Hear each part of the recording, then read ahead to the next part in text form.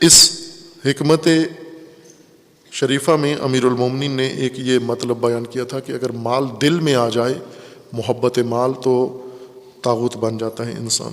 دوسرا ہے وَإِنْ أَصَابَتْهُ مُصِیبَةٌ فَضَحَهُ الْجَزَاءُ، اگر انسان کو کوئی مصیبت آ پڑے، کوئی ناگوار واقعہ ہو جائے انسان کے پاس، کوئی نقصان ہو جائے، تلخی آ جائے انسان کے زندگی میں، یہ ایک معمول ہے ہر انسان کی زندگی میں، اسے خوشگواریاں بھی نصیب ہوں گی اور اسے ناگواریاں بھی نصیب ہوں گی، دونوں، چونکہ زمین جگہ ہی ایسی ہے، ظرف ہی ایسا ہے کہ دونوں چیزیں انسان کے لیے یہاں ہیں، ایک دن خوشگواری ہے اور ایک دن ناگواری ہے۔ خوشگواری جب انسان کو آتی ہے تو بھی ایک امتحان ہے، اور جب ناگواریاں آتی ہیں تو بھی یہ ایک امتحان ہے۔ ناگواریوں کو اصطلاح میں مصیبت کہتے ہیں عربی زبان میں، لغت میں خوشگواری کو بھی مصیبت ہی کہتے ہیں، لیکن اردو میں تو مسلم ہو گیا ہے کہ مصیبت کا مطلب ہوتا ہے ناگواری، نقصان، تلخی، غم، دکھ، رنج وغیرہ۔ عربی زبان میں اصابہ کا مطلب ہوتا ہے کسی چیز کا جا کر اپنی جگہ پہ پہنچ جانا، جہاں چیز تھی اس کو اگر آپ وہاں پھینکیں تو وہیں پہ چلی جائے جہاں اس سے پہنچنا تھا، تو یہ اس کو کہتے ہیں، یہ مصاب ہے، یہ چیز صحیح جگہ پہ پہنچ گئی ہے۔ صائب اس صحیح بات کو کہتے ہیں جو مطابق واقع ہو، کہتے ہیں قول صائب ہے، قول صائب یعنی درست بات، جو بات کی ہے اپنے واقعیت کے عین مطابق ہے۔ اصابت کرنا یعنی ٹھیک نقطے پہ جا کے پڑھنا، اور یہ عام ہے، اچھی چیز ٹھیک نقطے پہ جا کے پڑھے تو بھی اصابت ہے، اور اگر ناگوار چیز اپنے صحیح نقطے پہ جا پڑے تو بھی اصابت ہے۔ لیکن مستعمل یہ ہے کہ مصیبت کو عموماً ناگواریوں میں استعمال کیا جاتا ہے، اور ناگواریاں انسان کی زندگی میں ہر طرح سے ہیں۔ کچھ ناگواریاں ہیں جو ہم اپنی خود باعث بنتے ہیں ان ناگواریوں کے، چونکہ ہمارے ذہنوں میں یہ بیٹھا ہوتا ہے کہ ہر مصیبت اللہ کی طرف سے آتی ہے، نہ، یہ ذہن میں رکھ لیں کہ ایسا نہیں ہے، اکثر مصیبتیں ہماری اپنی وجہ سے ہم پر آتی ہیں، ہم خود باعث ہوتے ہیں، اور کچھ مصیبتیں ایسی ہوتی ہیں جو دوسرے لوگوں کی طرف سے ہم پر آتی ہیں، کچھ مصیبتیں ایسی ہیں جو اللہ کی طرف سے آتی ہیں۔ یہ تیسری قسم یہ علیحدہ ہے کہ جہاں پر اللہ کی طرف سے کسی کے اوپر مصیبتیں آتی ہیں۔ زیادہ تر ہمارے مصائب، ہماری ناگواریاں، ہمارے دکھ، درد، تکلیفیں ہماری اپنی وجہ سے ہیں، اپنی غلطیوں کی وجہ سے، اپنی حماقتوں کی وجہ سے، اپنی خواہشات کی وجہ سے، اپنی بے تربیتی کی وجہ سے ہی ہم زیادہ تر مصائب میں مبتلا رہتے ہیں، زیادہ نقصان اپنا خود کرتے ہیں، اور جو خود سے نہیں ہو سکتا وہ دوسرے کرتے ہیں، اڑوس پڑوس والے، رشتہ دار، دوست، دوسرے، یہ سب، یا مخالفین، دشمنان، یہ کرتے ہیں ہمارا نقصان۔ ایک علیحدہ قسم ہے جو اللہ کی طرف سے مصائب آتے ہیں انسان کے اوپر، جیسا قرآن کریم میں بھی ہے وَلَنَبْلُوَنَّكُمْ بِشَيْءٍ، ہم ابتلا میں ڈالیں گے تمہیں، نہ کہ خود بے وقوفی کی وجہ سے جا پڑو گے تم، نہ کبھی خود نہیں پڑو گے بلکہ خود بچنے کی کوشش کرو گے، ہم تمہیں ان مصائب کی طرف، ان ابتلاعات کی طرف ہم آپ کو لے کے چلے جائیں گے، وہاں پر آپ کو ناگواریاں پڑیں گی۔ وہ ناگواریاں کیا ہوں گی؟ تمہاری شہادت ہوگی، جان کا خطرہ ہوگا، مال کا خطرہ ہوگا، اولاد کا خطرہ ہوگا، یہ ساری مصائب ہماری طرف سے تمہارے لیے آئیں گے۔ ان میں تم نے جس کو یہ مصائب اصابت کریں گے وہ اگر صابر نکلے تو ان کے لیے بشارت ہے اور خوشخبری ہے۔ وَإِذَا أَصَابَتْهُمْ مُصِیبَةٌ، وہ مصائب اگر آئے جو اللہ کی طرف سے ہیں، یا اللہ جدھر انسان کو بھیجتا ہے اس راہ میں اگر کوئی مصیبت آتی ہے، اس کو خداوند تبارک و تعالیٰ نے فرمایا کہ وہ ہماری طرف سے ہے۔ اب جو خود ہمارے اپنے کھڑے کیے گئے مصائب ہیں ان کے بھی اپنے نتائج ہیں، جو لوگوں کی طرف سے ہمارے لیے فراہم کیے گئے ہیں مصائب، ان کے بھی اپنے نتائج ہیں۔ وہ مصائب جو ہماری طرف سے خود ہمارے لیے کھڑے ہوتے ہیں ان کے اپنے نتائج ہیں، بے نتیجہ نہیں ہوتے، اور وہ مصائب جو لوگ ہمیں دھکیل دیتے ہیں یا لوگ مصیبتیں لا کے ہماری گردن پہ ڈال دیتے ہیں ان کے بھی اپنے نتائج ہوتے ہیں۔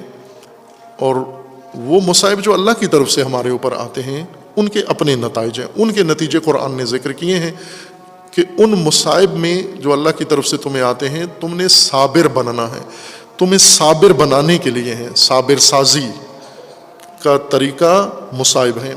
انسان کبھی بھی آسائشوں میں صابر نہیں بنتا۔ صابر یعنی استقامت والا، ثبات والا انسان، مضبوط ارادے والا انسان آسائشوں میں نہیں بنتا۔ آسائشیں ہوں بھی تو بھی اس کو اس سختی میں ڈالنا ہوتا ہے تاکہ صابر بنے، اس کے اندر استقامت آئے۔ یہ تجربہ بھی ہے، آپ اپنے بچوں میں، خود آپ کا اپنا بھی ہے، اپنے بچوں کا بھی تجربہ کر سکتے ہیں کہ بچوں کو آپ جو لاڈلے بچے ہوتے ہیں جن کو ذرا برابر آپ گرم ہوا نہیں لگنے دیتے، یہ عمر بھر کے لیے کسی سختی کو برداشت کرنے کے قابل نہیں ہوتے، استقامت نہیں ہوتی ان میں، کسی کے مقابلے میں استقامت نہیں ہوتی، بہت کمزور رہ جاتے ہیں۔ پرانے زمانے میں شہنشاہ جو اپنے بیٹوں کو وارث اپنا بنانا ہوتا تھا انہیں درباروں میں نہیں رہنے دیتے تھے۔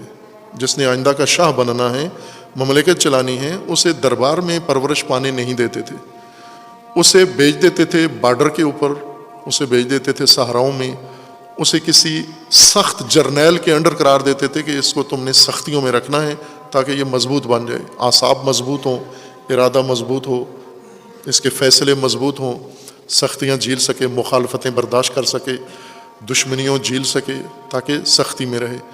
اور جن شاہوں کو، شہزادوں کو انہوں نے تخت سے محروم کرنا ہوتا تھا انہیں اپنی بغل میں رکھتے تھے اپنے پاس تاکہ ہمارے پاس رہ کے پرورش پائیں، چونکہ یہ شاہی کے قابل نہیں ہیں، یہ ادھر کھانے پینے میں عیش و عشرت میں ہی لگے رہیں۔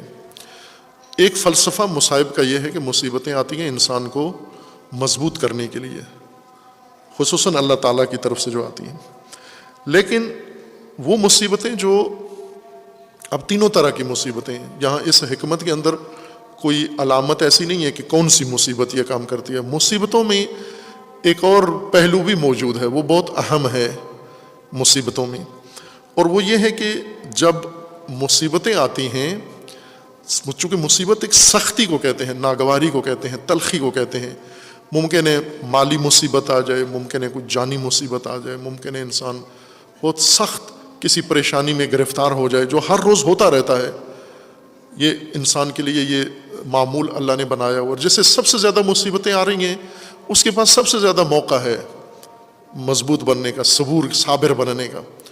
وہ تو دوسروں کا رہبر بن سکتا ہے جو سب سے زیادہ مصیبتوں میں ڈالا گیا ہو، جس طرح اللہ تعالیٰ نے حضرت ابراہیم کو ڈالا، مصیبتوں میں ڈالا، ایک سے فارغ ہوتے تھے دوسری تیار کھڑی ہوتی تھی، اور ان ساری مصیبتوں میں ڈالا، ابتلاعات میں ڈالا۔ اذ ابتلا ابراہیم ربہ، ابراہیم کے رب نے ابراہیم کو ابتلا کیا، مشکلات میں ڈالا، ان مسائل میں۔ پھر ابراہیم نے فَأَتَمَّهُنَّ، ابراہیمی طریقہ مصیبتوں میں یہ ہے کہ ان کو اتمام تک پہنچاؤ، اس امتحان کو آخر تک پہنچاؤ، صابر رہو۔ صبور جب بن جاؤ گے، قال انی جاعلک للناس اماما، تو اب امامت کے درجے پہ پہنچ گیا ہے، لوگوں کا امام ہے، اب لوگوں کی رہنمائی کر۔ لیکن مصیبتیں عموماً توڑ دیتی ہیں، مصیبتوں میں اتنا دباؤ ہوتا ہے، مصیبتیں ارادہ شکن ہوتی ہیں، حوصلہ شکن ہوتی ہیں، ہمت شکن ہوتی ہیں، مردوں کو توڑ دیتی ہیں۔ انسان، مضبوط ترین انسان مصیبتوں میں ٹوٹ جاتے ہیں۔ خوب جب مصیبتیں انسان کا ارادہ توڑ دیں، عزم توڑ دیں، ہمت توڑ دیں، اور جو اس نے سوچا ہوا ہے وہ سارا نظام توڑ دیں مصیبتیں، اس ٹوٹ پھوٹ میں بہت نقصان ہو جاتا ہے۔ جو مصیبتوں میں ٹوٹ جاتے ہیں، مصیبتیں اتنا نقصان نہیں کرتی جتنا ٹوٹنے سے ان کا نقصان ہوتا ہے۔ ہم سب کچھ مصیبتوں کے گلے ڈال دیتے ہیں، ناگواریوں کے گلے۔ مثلا آپ کسی حادثے، اللہ بچائے سب کو محفوظ رکھے انشاءاللہ، آپ تیز گاڑی کی زد میں آ جاتے ہیں، تیز موٹر سائیکل کی زد میں آ جاتے ہیں۔ اب موٹر سائیکل نے اگر آپ کی توجہ نہیں ہے، موٹر سائیکل نے ٹکر مار دی آپ کو، تو آپ کو نقصان ہوگا، گریں گے آپ۔ لیکن اگر آپ متوجہ بھی ہیں کہ موٹر سائیکل میری طرف آ رہی ہے اور یہ مجھے ٹکر مارے گی اور مار بھی دیتی ہے، اور آپ اس موٹر سائیکل سے بچنے کے لیے جو تدبیر کرتے ہیں وہ بچاؤ، زیادہ نقصان ہو جاتا ہے اس سے۔ بعض اوقات انسان بوکھلا جاتا ہے، بوکھلاہٹ میں حادثے سے بچنے کے لیے بوکھلاہٹ کا شکار انسان بچت کی جو تدبیر کرتا ہے وہ حادثے سے زیادہ نقصان دہ ہوتی ہے. اکثر کہتے ہیں گاڑیوں میں ایکسیڈنٹ میں جو سوئے ہوتے ہیں سیٹ پہ وہ بچ جاتے ہیں, وہ جو جاگ رہے ہوتے ہیں بچت کی کوئی تدبیر کرتے ہیں بوکھلاہٹ میں, وہ دنیا سے رخصت ہو جاتے ہیں, یہ شدید زخمی ہو جاتے ہیں. یہ سنا ہوگا آپ نے. مصیبتیں جب آتی ہیں تو مصیبتیں توڑتی ہیں انسان کے حوصلے اور ارادے توڑتی ہیں. اس میں ہوتا یہ کہ جب انسان کی شخصیت ٹوٹتی ہے, ارادہ ٹوٹتا ہے, نظام ٹوٹتا ہے, انسان کی کمزوریاں باہر آ جاتی ہیں. مصیبتیں انسان کی چھپی ہوئی کمزوریاں جن پہ پردہ پڑا ہوا ہوتا ہے وہ باہر نمایاں کر دیتی ہیں. مصائب میں, سختیوں میں انسان کھل کے سامنے آ جاتے ہیں. مثلا یہ بڑے گبرو جنہوں نے اپنے ساتھیوں پر بڑا روب ڈالا ہوتا ہے, مثلا ہاسٹلوں میں کچھ بڑے اپنے آپ کو سمجھتے ہیں یہ بہادر لوگ ہیں, بڑے دلیر لوگ ہیں, اگر اس کے کمرے میں چوئی چلی جائے تو پھر پتہ چلے گا, یا لال بیگ چلا جائے یہ کتنا بڑا بہادر آدمی ہے. یعنی اس کی اندرونی شخصیت چھپی ہوئی کھل کے سامنے آ جاتی ہے. مصائب انسان کی کمزوریوں پہ پردے پڑے ہوئے وہ ہٹا دیتے ہیں. اب اس تحلیل کو آپ نظر میں رکھیں, کربلا کو پھر اس تناظر میں سمجھیں, اس منطق کے تحت سمجھیں کہ وہاں مصائب نے کیا کیا اور مصائب کے نتیجے میں کیا ہوا, وہاں کیا چیز سامنے آئی. مصائب انسان کی چھپی ہوئی کمزوریوں کو, سختیاں, ناگواریاں, تلخیاں, انسان کی چھپی ہوئی کمزوریوں کو برملا کر دیتے ہیں. چھپی ہوئی چیز, بدنما چیز, چونکہ عیب عموماً بدنما ہوتا ہے, عیب جب ہوتا ہے دھبا ہوتا ہے, دھبا چھپاتے ہیں ہم, کوشش کرتے ہیں کسی نہ کسی, مثلا کبھی کبھار انسان سفید کپڑے پہنے, نئے کپڑے پہنے, اس کے اوپر کوئی دھبا لگ گیا, اس دھبا کو چھپانے کے لیے اوپر کوئی اور چیز انسان پہن لیتا ہے تاکہ وہ داغ چھپا رہے. لیکن بعض اوقات ہوا چلتی ہے, وہ اوپر جو پہنا ہوا لباس ہے, چادر ہے, شال ہے, اڑی ہوئی ہے, وہ ہٹ جاتی ہے, یا رومال جو ڈالا ہوا ہے وہ ہٹ جاتا ہے, نیچے دھبا سامنے نظر آ جاتا ہے. سفیدی کے اوپر جب دھبا لگتا ہے, اس دھبے والی سفیدی کو عربی میں کہا جاتا ہے فضاح, فے ضاد ہے. سفید چیز جب اس پہ داغ لگ جاتا ہے تو اس داغ دیدہ اور داغیدہ سفیدی کو عربی زبان میں کہتے ہیں فضاح. اسی کو جب دوسرے باب میں لے جائیں, فضاحہ یعنی اس نے کسی کی سفیدی پر دھبا لگا دیا.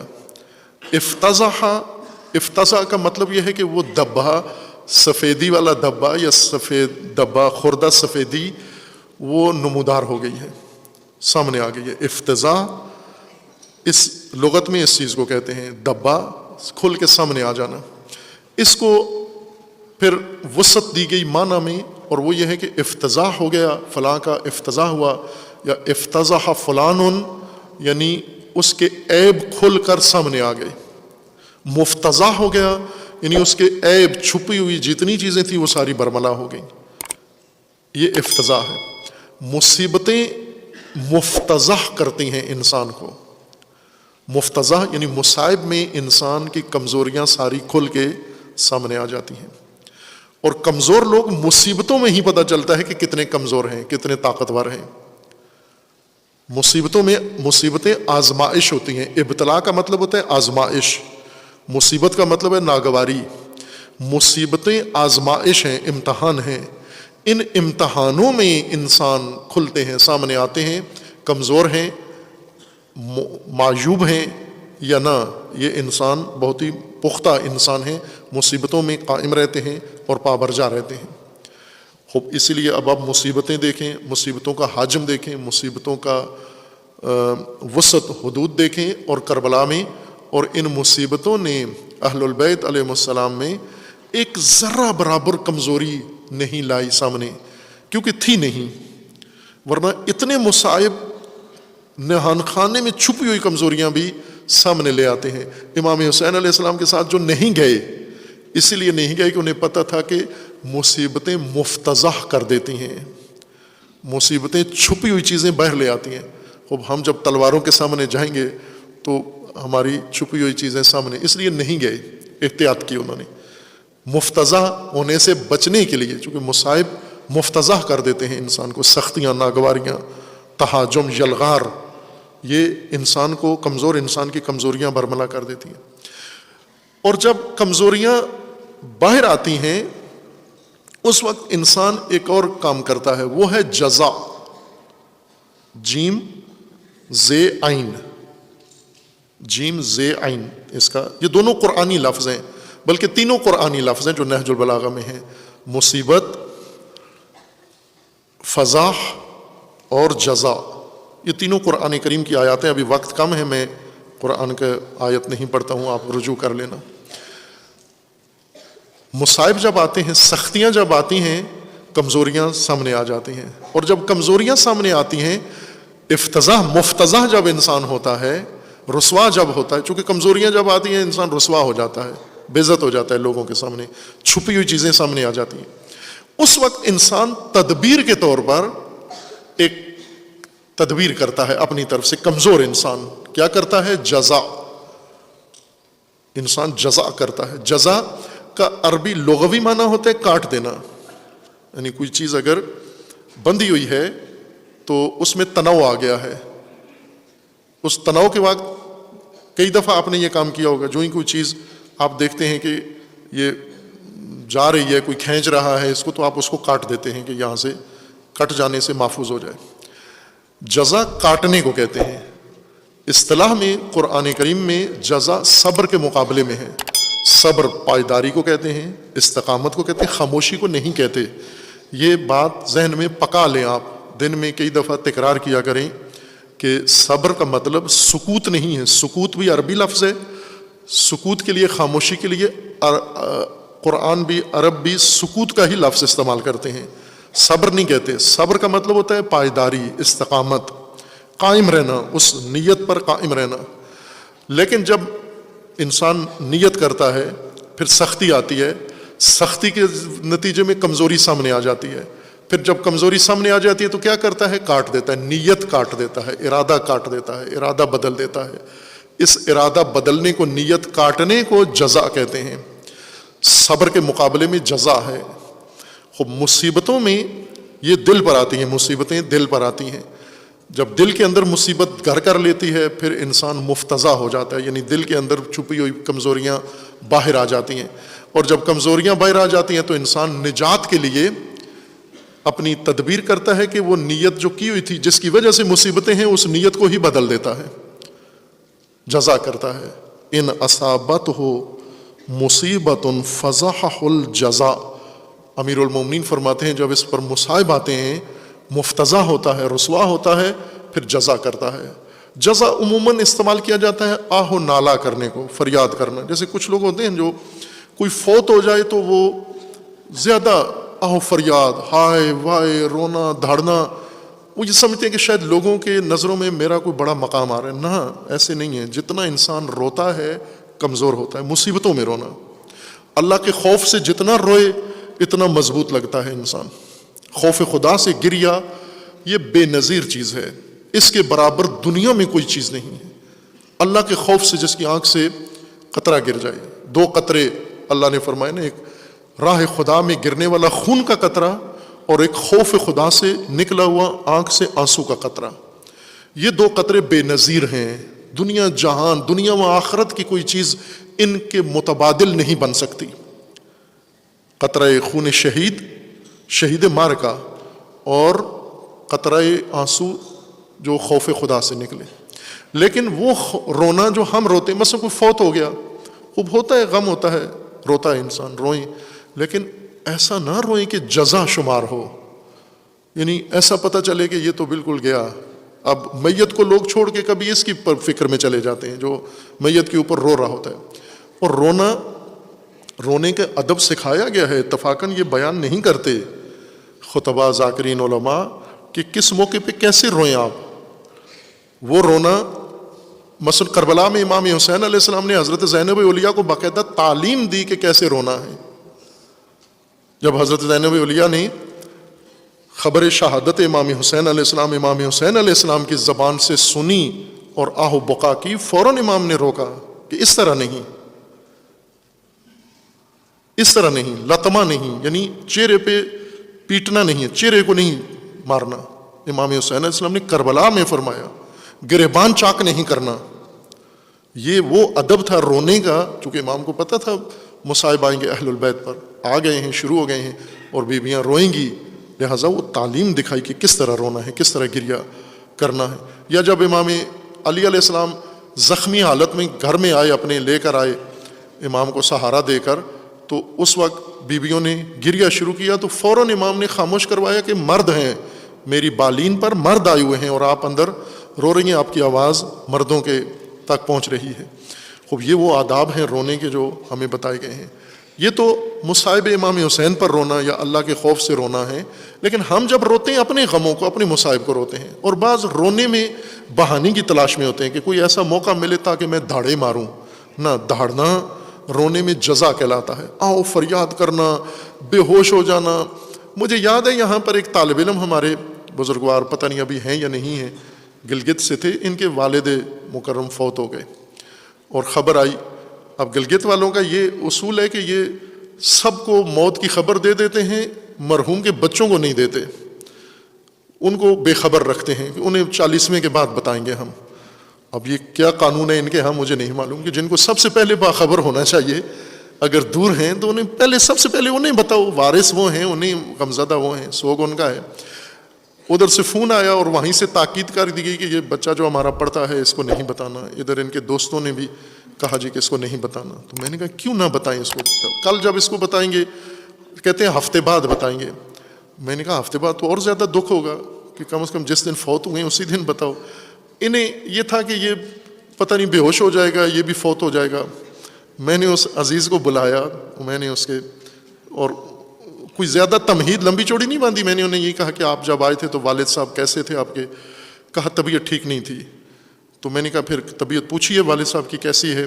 کہا نہیں میرا رابطہ نہیں ہوا، مجھے نہیں معلوم کیسی ہے طبیعت، لیکن میرا دل کرتا ہے کہ میں طبیعت پوچھوں۔ تو میں نے کہا کہ آپ کے والد صاحب کی طبیعت زیادہ بگڑ گئی تھی اور وہ قضاء الہی سے وفات پا گئے ہیں۔ تو بچے نے کہا انا للہ و انا الیہ راجعون۔ نہ بے ہوش ہوا، نہ اس نے آؤ واویلا کیا، نہ اس نے منہ پیٹا۔ بعض اوقات ہوتا ہے نا، وہ ساتھیوں کو ہوتا ہے کہ یہ گرے تاکہ ہم سنبھالیں۔ یہ طالب علم ایسی ایکٹنگ زیادہ کرتے ہیں، کسی کا ناخن دکھ جائے پھر دو بندے اس کو درس، چونکہ چھوڑنا ہوتا ہے نا ان کو درس کی، ایک اس کا ادھر سپورٹر بن جاتا ہے، ایک اس کا ادھر سپورٹر ہوتا ہے، اس کو دوست سنبھال کے واش روم جا رہے ہیں۔ اب واش روم میں تو اکیلا ہی ہے نا، وہاں تو کرامن کاتبین ساتھ نہیں ہے، تو باہر بھی وہ اکیلا چل سکتا ہے۔ یہ کرتے ہیں اس طرح کی حرکتیں، دوسروں کے حوصلے توڑتے ہیں، بیمار کے حوصلے توڑتے ہیں، غمزدہ کے حوصلے توڑتے ہیں۔ نہ توڑیں، اس کا حوصلہ بندھائیں۔ تسلیت کا مطلب یہ ہوتا ہے تعزیت، کہ اس کا حوصلہ بندھائیں، اسے کہیں کہ موت حق ہے، قضاء الہی ہے، یہ بھی فوت ہو گئے، ہم نے بھی مرنا ہے۔ دعا یہی ہے میت کے لیے کہ ہم نے بھی مرنا ہے۔ جب اپنی موت کی طرف بات آتی ہے پھر حوصلہ مل جاتا ہے کہ کل میں بھی لیٹ آؤں گا ادھر۔ مصیبت میں انسان جزا کرتا ہے، افتضاء یعنی مصیبت آتی ہے ناگواری، مصیبت میں مفتضح ہوتا ہے، عیب کمزوریاں سامنے آتی ہیں، کمزوریوں جب سامنے آتی ہیں تو انسان ارادے توڑ دیتا ہے، حوصلے توڑ دیتا ہے، نیتیں بدل دیتا ہے، راستے چھوڑ دیتا ہے۔ اب میں پڑھنا نہیں ہے، کیونکہ والد فوت ہو گئے، خوب اب تو زیادہ پڑھنا ہے، اب گھر میں یہ تکلیف آ گئی ہے تو اب تو زیادہ پڑھنا ہے اور زیادہ حوصلہ بلند رکھنا ہے، جا کے وہ بھی کمی پوری کرنی ہے میں نے۔ ہمارا معاشرہ جزو ہے، ہم پاکستانی جزو ہیں، احساساتی صبور نہیں ہوتے، جذباتی لوگ، جذباتیوں میں استقامت نہیں ہوتی، چونکہ جذبات کی عمر اتنی ہوتی ہے جتنی پیپسی کی بوتل ہلا کے کھولیں تو ایک شوں شکارا چڑھتا ہے، پھر اس کے بعد بیٹھ جاتا ہے۔ اسی طرح جذباتی لوگ ہوتے ہیں، لیکن جو صبور ہوتے ہیں، حوصلے ان کے بلند ہوتے ہیں، ان کے اوپر مصیبتوں کے پہاڑ بھی ٹوٹ پڑے وہ حوصلہ نہیں چھوڑتے اپنا، ہمت نہیں ہارتے اپنی، ارادے نہیں بدلتے اپنے، بلکہ مصیبتوں میں ارادے اور پختہ کر لیتے ہیں کہ اگر پہلے نہیں تھا اتنا مضبوط، اب اور زیادہ ٹھان لیا کہ اب تو اس کو میں نے اپنے مقصود تک پہنچا کر رہنا ہے۔ یہ مصیبتوں کا اثر ہے اور یہ مصیبتوں کا فلسفہ ہے۔ مصیبتیں صبور بنانے کے لیے ہیں، اگر صبور نہیں بنے گے جزو بن جائیں گے، جزو یعنی ارادے بدلنے والے، توڑنے والے، اور مفتضع ہو جائیں گے، رسوا ہو جائیں گے، مصیبتوں سے رسوا نہ ہوں۔ مصیبتوں میں اللہ تعالیٰ کا فرمانا ہے کہ جب یہ مصیبتیں آتی ہیں صابرین کے اوپر، فبشر الصابرین الذین اذا اصابتہم مصیبۃ قالوا انا للہ و انا الیہ راجعون۔ جب مصیبتیں آتی ہیں صبور ہوتے ہیں، اور صابروں کو اللہ کی بشارت ہے اور ان کا شعار ہے انا للہ و انا الیہ راجعون۔ اللہ تعالی ہم سب کو مصائب میں، سختیوں میں مفتضع نہ فرمائے۔ خداوند تبارک و تعالی ہم سب کو پائیدار، ثابت قدم اور صبور بننے کی توفیق عنایت فرمائے انشاءاللہ۔ خداوند تبارک و تعالیٰ کی بارگاہ میں دعا گو ہیں، پروردگارہ جو مومنین اس دنیا سے رحلت کر گئے انہیں جوار رحمت میں مقام نصیب فرما، ان کے گناہان صغیرہ و کبیرہ کو معاف فرما۔ جو مومنین مریض ہیں اور چند مومنین کے لیے التماس دعا بھی کی گئی ہے، پروردگارہ بحق محمد و آل محمد جملہ مرضى اسلام سمیت ان مد نظر مریضوں کو جلد از جلد شفاء کاملہ عطا فرما۔ خدا بندہ بحق محمد و آل محمد جو مومنین مصائب میں گرفتار ہیں، پروردگارہ ان کو ان مصائب سے رہائی عطا فرما، ان کو ان مصائب میں صبر و استقامت کی توفیق عطا فرما۔ جو مومنین اور جو اقوام، جو ممالک ظلم و ستم کا شکار ہیں، خدا بندہ ان کو ظلم و ستم سے نجات عطا فرما۔ مظلومین کشمیر کی مدد فرما، مظلومین فلسطین کی مدد فرما، مظلومین یمن کی مدد فرما۔ خدا بندہ بحق محمد و آل محمد جن ممالک کے اندر فتنے ہیں، سوریہ میں، عراق میں، لبنان میں، افغانستان میں، پاکستان میں، خدا بندہ ان کو فتنوں سے نجات عطا فرما، فتنہ گروں کو فتنوں سمیت نیست و نابود فرما۔ مملکت پاکستان کی حفاظت فرما، اس کے اندر امن و امان قائم فرما، ملک کے ساتھ خیانت کرنے والوں کو رسوا فرما۔ خدا بندہ بحق محمد و آل محمد اپنے ولی حق ولی اللہ العظم عجل اللہ تعالی فرج الشریف کا جلد از جلد ظہور فرما۔ ہمیں حضرت کے اعوان و انصار میں سے ہونے کی توفیق عنایت فرما۔ اعوذ باللہ من الشیطان الرجیم، بسم اللہ الرحمن الرحیم۔ قل هو اللہ احد اللہ الصمد لم یلد ولم یولد ولم یکن لہ کفوا احد۔